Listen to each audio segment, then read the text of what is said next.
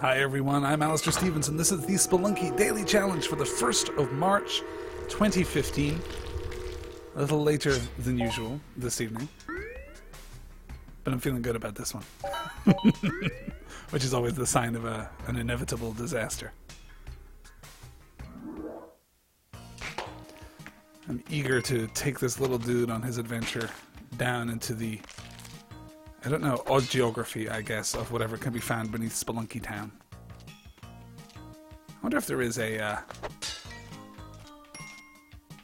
extended Nintendo manual style fiction for Spelunky. There must be something that explains this odd geography. I mean, sure, a jungle beneath some mines, that I can buy, but ice caves? A bridge too far, my friends. A bridge too far. It's actually a wonderfully kind of specific example of Spelunky understanding at a very deep level its own influences, its own vocabulary, really, you know? I've mentioned on previous daily challenges that I don't play many platform games. This is not my preferred genre. But when I was a kid growing up in Scotland, I wasn't a part of the of PC culture, of IBM compatible PC culture until the early 90s. Prior to that, I had a Commodore Amiga. So I grew up on those very specific British Amiga games. So apart from I'm not doing great for money here, huh? Let's see what I can do here. So apart from playing fairly extensively Super Mario World, which was the Mario game that captured my attention the most, I was stuck playing those weird nonconformist Amiga games. I played a lot of Zool and Super Frog and Cool Spot, Fire and Ice. Fire and Ice, my god. That came out of my mouth, bypassing my brain entirely. I don't think I've thought of that game in 20 years. There was, I believe, did you play a coyote in that game? Was his name Cool Coyote? Is that possible? Seems likely. That was foolish. I was distracted by thoughts of Amiga games from the early 90s, as I so often am.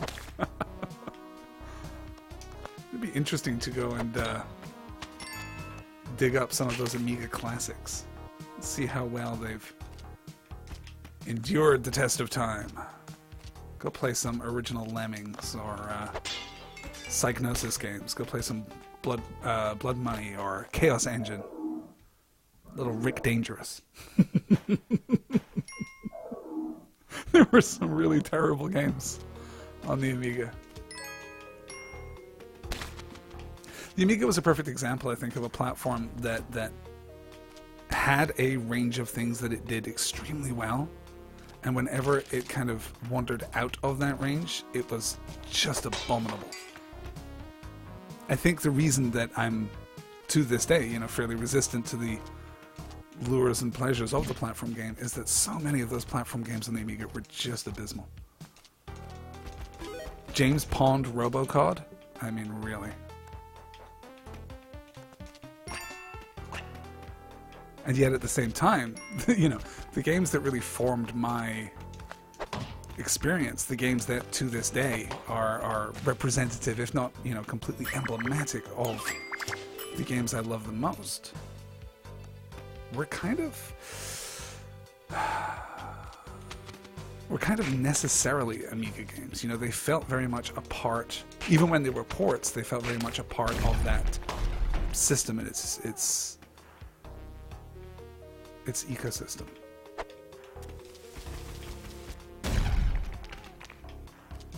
I think in particular of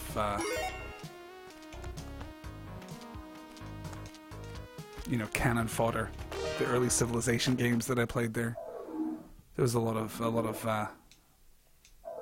There were a lot of strategy titles that got me through the night on those early games.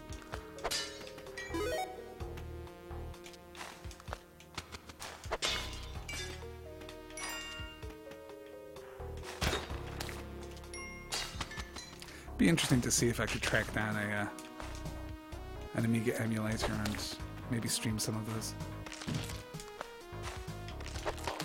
I don't know what the I've never been, you know, big into the emulation scene. It's never been a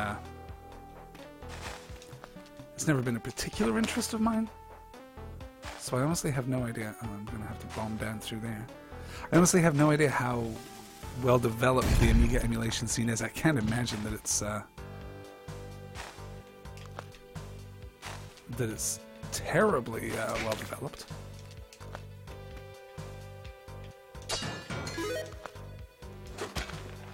Though for all I know, emulating Amiga games could be the big thing on Twitch right now. And I kind of hope it is. I kind of hope you can go and play Speedball 2 Brutal Deluxe and get a guaranteed Twitch audience.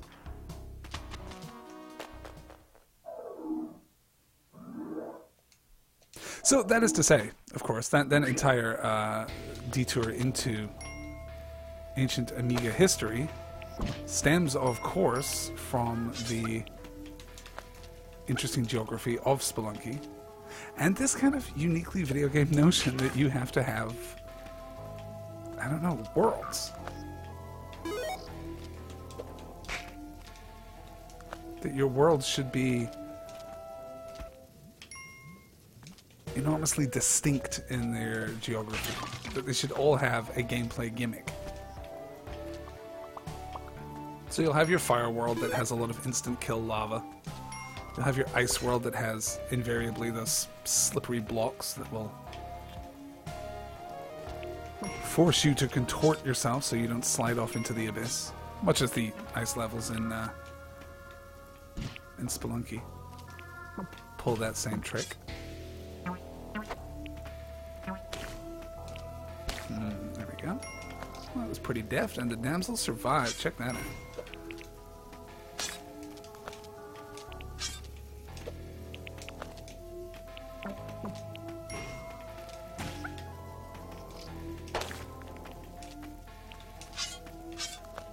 Well, that was close. It's lucky I was prepared for that. Though now things are getting a little out of hand.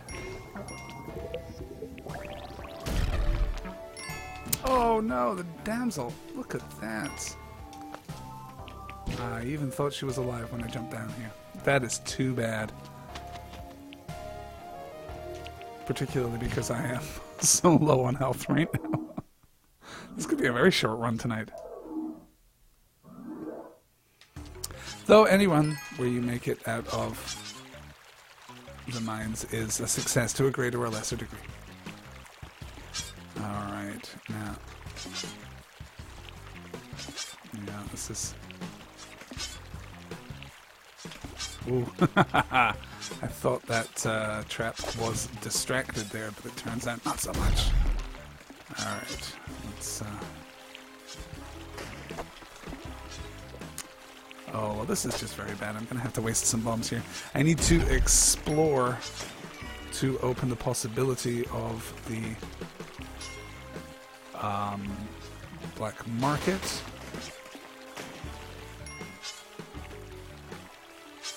Let's see how that works out.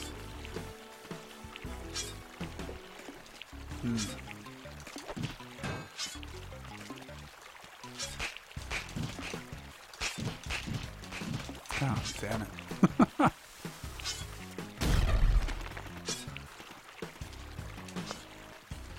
Kind of a super-powered solution to that particular problem, but I'll take it.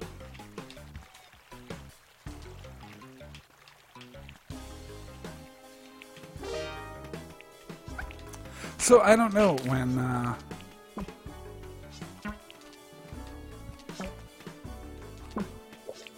I don't know when it became unfashionable to have those very distinct lands.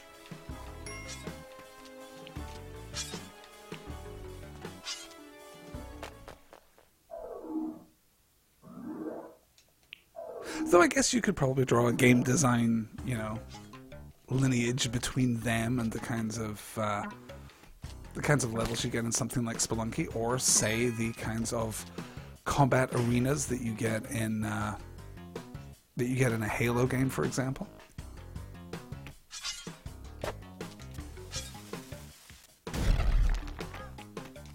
Nope. In as much as they are, you know, they're areas that are themed in such a way as they allow for the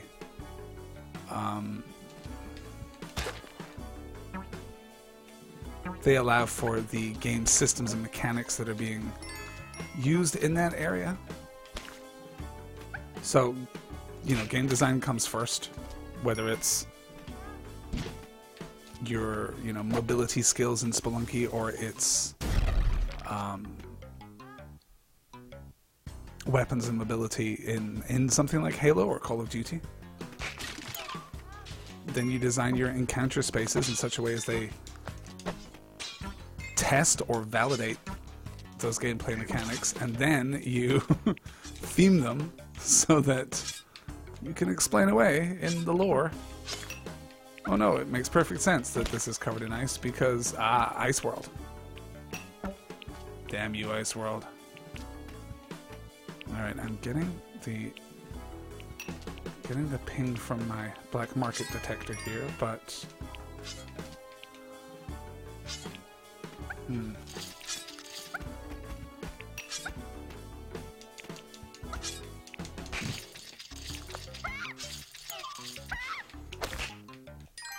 alright.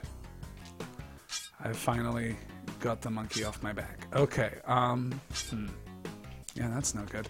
Let's just, yeah. Gotta be so careful when you're this low on health. Though not, apparently, careful enough. Well, that's it for tonight, guys. Thanks for watching.